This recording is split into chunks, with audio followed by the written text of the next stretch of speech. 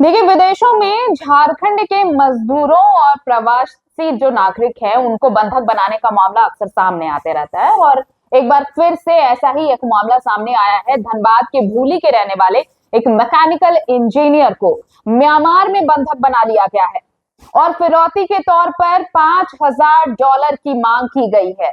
अब सोचिए कि परिवार वालों पर क्या बीत रही होगी। भूली न्यू आजाद नगर के रहने वाले मैकेनिकल इंजीनियर मोहम्मद साजेब रहमान को म्यांमार में बंधक बना लिया गया है और मुक्त कराने के लिए उसकी मां से $5,000 की मांग की गई है। मां निशांत अफरोज ने गहने बेच और कर्ज लेकर फिरौती की रकम भी बैंक में ट्रांसफर कर दी, लेकिन बेटा अब तक वापस नहीं लौटा। मां ने एम्बेसी, होम मिनिस्ट्री समेत अन्य उच्च अधिकारी जो हैं उनको पत्र भी लिखा है और बेटे की रिहाई की मांग की है। मां को सरकार पर पूरा भरोसा है, वो बेटे की वापसी का इंतजार कर रही हैं। बता दें कि 2024 में वो बैंगलोर गया था। शाहजेब बैंगलोर गया था। 2024 में शाहजेब बैंगलोर गया था। आईटी सेक्टर में उसे जॉब मिली थी। करीब 6 महीने बाद वापस घर लौट आया। सितंबर के पहले सप्ताह में फिर से वो बैंगलोर गया। बैंगलोर से बाहर गया, लेकिन इसे इसकी सूचना नहीं मिली। 3 महीने बाद दिसंबर में ये बताया गया कि वो बैंगलोर से बाहर गया है, लेकिन उसने ये नहीं बताया कि वो गया कहाँ है।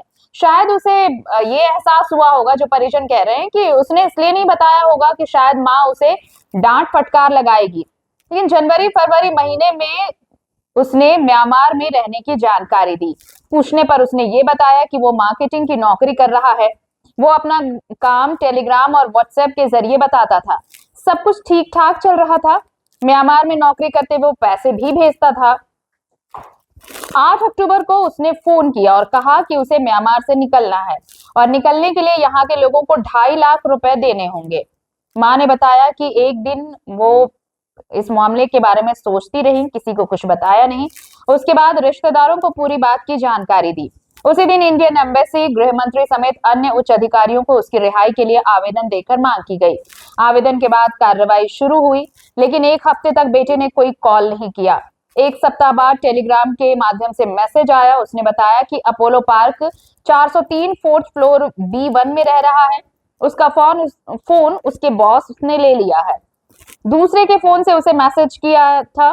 बेटे ने बताया कि गैर कानूनी काम उसके द्वारा कराया जा रहा है और वो गैर कानूनी काम नहीं करना चाहता। उसे बंधक बना लिया गया था और 2.5 लाख फिरौती की राशि बढ़ाकर अब 3,60,000 कर दी गई है। बेटे का मोबाइल, लैपटॉप सभी उन लोगों ने ही रख लिया है। बेटे ने कहा कि $5,000 भेजने पर ये लोग उसे छोड़ेंगे और इंडियन करेंसी के हिसाब से ये 4,60,000 रुपए होता है। 7 नवंबर को $1,000 अकाउंट में भेजा गया। इंडियन करेंसी के हिसाब से 4,65,000 रुपए अकाउंट में ट्रांसफर हुए। पैसे मिलने पर बेटे ने कहा कि 2 से 3 दिन में वो निकलेगा। 2-3 दिन होने विलंब होने के का कारण पूछा गया तो उसने कहा कि पेपर वर्क कराना है। ये बात पिछले शुक्रवार को हुई थी। उसके बाद कोई बात बेटे से नहीं हुई। उसके साथ नेपाल का भी एक लड़का है, वो भी साथ में ही निकलेगा। उसने सिर्फ इतना कहा कि खाना बना कर रखना, लेकिन तब से उसका फोन बंद आ रहा है। ऐसे में अब देखिए, उसकी माँ जो है निशा अफरोज, वो परेशान हो रही हैं कि लगातार संपर्क किया जा रहा है लेकिन उससे बात नहीं हो पा रही है। म्यांमार एम्बेसी से भी लगातार बात हो रही है और वो कह रहे हैं कि एक्शन में है। लेबर ऑफ मिनिस्ट्री से भी फोन आ रहे हैं, उनके द्वारा भी सांत्वना दिया जा रहा है और सरकार से उम्मीद लगाए बैठे हैं कि उनके बेटे की सकुशल घर वापसी कराई जाए। तो अब ये देखिए, ये मामला अजीब सा है कि आखिर ऐसा क्या हो गया कि अब बेटा निकल नहीं पा रहा वहां से। इसी को लेकर अब सवाल उठ रहे हैं। देखना होगा कि कितनी जल्दी कार्रवाई पूरी हो पाती है और सहजेब कब अपने घर वापस लौट पाता है। ठीक है।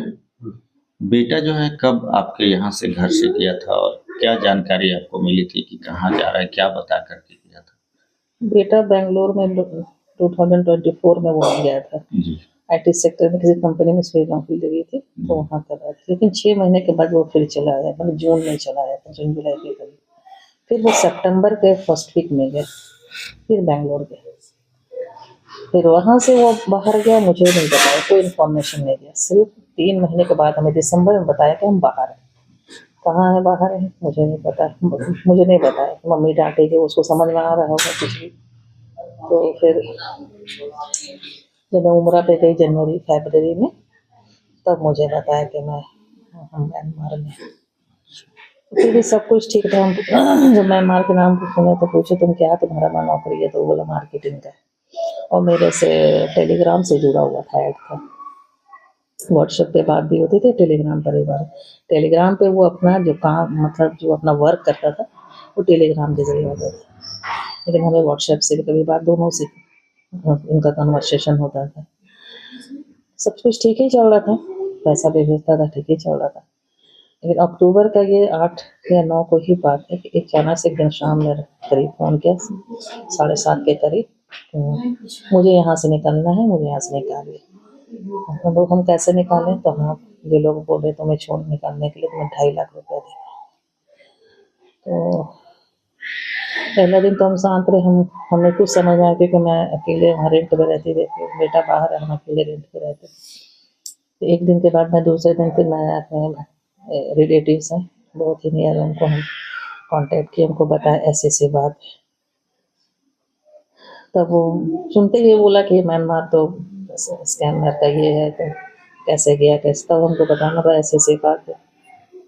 तो फिर उसी दिन से उन्होंने पेपर वो जो भी ऑफिशियल वर्क उन्होंने सब किया, मतलब जो भी है म्यांमार के अथॉरिटीज़ को, इंडियन एम्बेसी को, गृह मंत्री, होम मिनिस्टर और ये एक्सटर्नल अफेयर मिनिस्टर, सबको हम लोग लेटर भेजे। उस दिन से शुरू हो गया कार्रवाई, हम लोग शुरू कर दी। उसके बाद फिर करीब 1 सप्ताह वो फ़ोन नहीं किया हमारी बात होने के बाद। 1 हफ्ता के बाद तो हमें वो टेलीग्राम के ज़रिए हमें मैसेज दिया कि मेरा फ़ोन वो लोग ले लिया है, बॉस मेरे फ़ोन ले लिए, हम फ़ोन से बात नहीं करें, हम इसी टेलीग्राम के थ्रू बात कर रहे हैं कि हम पूछे तुम कहाँ रह रहे हो, तो वो बताया कि हम अपोलो पार्क 401 या 403 ऐसे ही बताया, मैं वहीं पर रहूँ, 4th फ्लोर D1 में, जो मेवाड़ी में वहीं रह रहे, और हम अभी वर्क कर रहे। तो हम उससे पूछे कि तुम क्यों छोड़ना चाहते हो, तो बोला कि कुछ मेरे ये इलीगल काम हमसे लिया जा रहा है। अच्छा। और वो हम उसके करने के पक्ष में नहीं है। तो उसके बाद फिर वो बोला कि डिमांड फिर बढ़ा रहा है कि 2 लाख 2.5 लाख से फिर 3.5 पे आया, 3,60,000 पे आया। फिर हम लोग ये मशवरा किया, वो पैसा देने से कोई मसला हल है, क्या गारंटी छोड़ देगा इस तरह का। फिर एक दिन बोला कि मैं नहीं करूँगा, मैं रिज़ाइन दे रहा।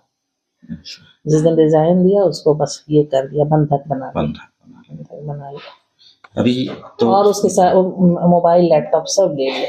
और हमें बोला कि आप कभी मत कोई मैसेज मंगवाए, क्योंकि मेरे पास नहीं रहता है, सब वो चेक करता है कि आप लिख रहे हैं क्या देख रहे हैं, इस तरीके से। तो अभी सरकार के पास उसके बाद फिर उन्हें वो बोला कि हम मेरे को अगर पैसा भेज दीजिएगा बॉस, तो हमको छोड़ दिया जाएगा। कितना भेजना है, तो वो लोग $5,000, जो इंडियन करेंसी के हिसाब से 4,60,000 होता है। फिर इसी तरह बच्चे का ये इकलौता मेरा बच्चा था, मेरा मात्र एक मैंने परिवार का, मेरे फैमिली, मेरे हस्बैंड बहुत पहले छोड़ चुके थे, बच्चा ही मेरा सहारा था। तो उनको बचाने के लिए हम इसी तरह भी अपना जितना भी मेरा ऑर्नामेंट्स था, कुछ लोगों से मैंने कर्ज लिया, सब करके मैंने अपने बच्चे की ज़िंदगी के लिए मैंने कुछ पैसा वो भेजा था, बचा हुआ था मेरे पास था, मैं उसे भेजी पैसा। किसके थ्रू, किसको मैं बोला मैं बैलेंस अकाउंट भेजूँगा, उसमें डालना है। तो शायद 4 नवंबर में $4,000 गया, $1,000 बाकी रह गया। फिर 2 दिन बाद गया, 7 नवंबर को हमने फिर $1,000 डाल, यानी कुल $4,65,000 गया। उसके बाद जब मिल गया तो दोनों तरफ से पे हुआ कि हाँ मिल गया। तो हम बोले तब तुम कब आ रहे हो, तो बोला 2-3 दिन लगे। हमें 2-3 दिन क्यों लगेगी, तो बोला कि कोई पेपर वर्क करके ये लोग देंगे तब हमें छोड़ा जाएगा। उसके बाद ये फ्राइडे की बात थी, पिछले फ्राइडे से फ्राइडे।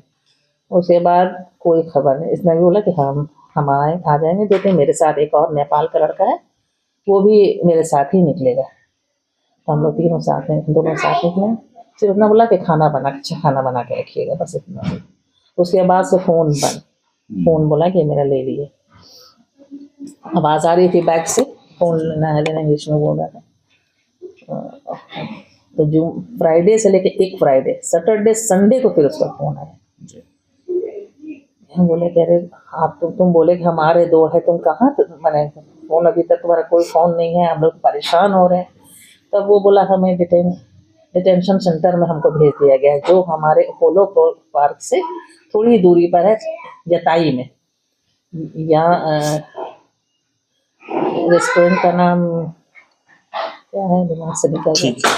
एक रेस्टोरेंट के करीब है, लॉन्ग यान रेस्टोरेंट के करीब है। हम वहीं हमको डिटेंशन सेंटर में रख दिया है और पासपोर्ट हमको दे दिया है। और अब ये लोगों का काम नहीं है, ये एम्बेसी हमको निकाले, कितना मेरा बेटा हमको दे। तो अभी मुझे खाने का बहुत तकलीफ हो रही है, खाना सही से नहीं मिल रहा, कभी देता है कभी नहीं देता। कुछ पैसा हमको भेजिए, हमको खाने के लिए चाहिए। हमने ठीक है, अब हम जो तो था भेज दिए, फिर हम इंतज़ाम करेंगे। तो बोला 20,000 के करीब भेज दीजिए, जो इंडिया का जो डॉलर वहाँ का डॉलर जो बनता है, आप इंडियन 20,000 हमें भेज दीजिए। तो दूसरे दिन फिर फ़ोन किया हमें 4 बजे करीब, या पैसा कहते हमें आज तो पैसा ही नहीं, लेकिन कल श्योर हो जाएगा। तो बोला ठीक है, कल हम आपको फाइनेंस अकाउंट भेजेंगे। और एक टेलीग्राम के थ्रू उसका फ़ोन आया, वो भी दूसरे लड़का का है। तो इससे समझ में आता है उसे मोबाइल उसको नहीं दिया है, तो तब ना दूसरे का यूज़ कर रहा है। तो बोला फिरौती भी दे दी है, अब तक बेटा नहीं लौटा। हाँ, फिरौती भी दे दी है, मैं लौटा नहीं। वो डिटेंशन सेंटर में लाकर उसको छोड़ दिया। अब जी। जी, और उसके बाद बोला कि हम कल आपको फ़ोन करेंगे, किसमें पैसा डालना है डाल दिए। उसके बाद फिर भी तब कोई फ़ोन नहीं। तो क्या लगता है अभी बेटा सुरक्षित है या किस तरह से? आपके अंदर में भी कुछ चलता होगा ना, क्या लगता है आपको, क्या लगता है? दिल तो घबरा ही रहा है, लेकिन पेशेंस रखे हैं। जी।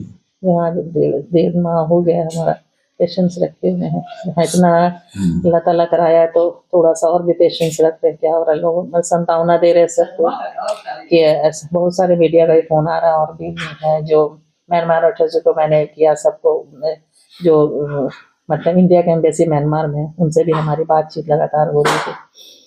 तो वो भी बोले हम लोग एक्शन में हैं, हम लोग कर रहे हैं। लेकिन आज भी कोई एक रिपोर्टर कोई यहाँ से मिनिस्ट्री ऑफिस से आए, तो वो बोली हम लोग लगातार संपर्क में हैं। सरकार से क्या उम्मीद रखें? सरकार से बस यही उम्मीद रखें कि मेरा बच्चा सकुशल जो है खैरियत मेरे पास आ जाए, आप लोग के जरिए बस। और हमें क्या चाहिए, बस मेरा बच्चा सुरक्षित आ जाए, यही मेरे लिए बहुत बड़ी बात है। पैसा गया कोई सेवा कोई ये नहीं। कितना पढ़ा लिखा था, एजुकेशन वो एजुकेशन उन्होंने 2014 में वो स्कूलिंग किया, 10th SGD मॉडर्न स्कूल है तिरहुंडा से। उसके बाद KK पॉलिटेक्निक से वो ये किया, पॉलिटेक्निक किया, मैकेनिकल इंजीनियरिंग। बीच में 3 साल आर्थिक तरह से ये के लिए वो उसकी पढ़ाई ड्रॉप थी, थोड़ी डिप्रेशन। फिर वो ऐसे बीच बाद यहाँ जमशेदपुर, खड़गपुर, बहुत जगह नौकरी की। मुंबई में भी 17 में भी नौकरी किया और जॉब के। इस बीच भी अपनी पढ़ाई शुरू की 2023 में। 2023 में उन्होंने BTech कंप्लीट किया TIT कॉलेज भोपाल से। ठीक है, अपना नाम बताइए। निशांत अफरोज। निशांत अफरोज, ठीक है।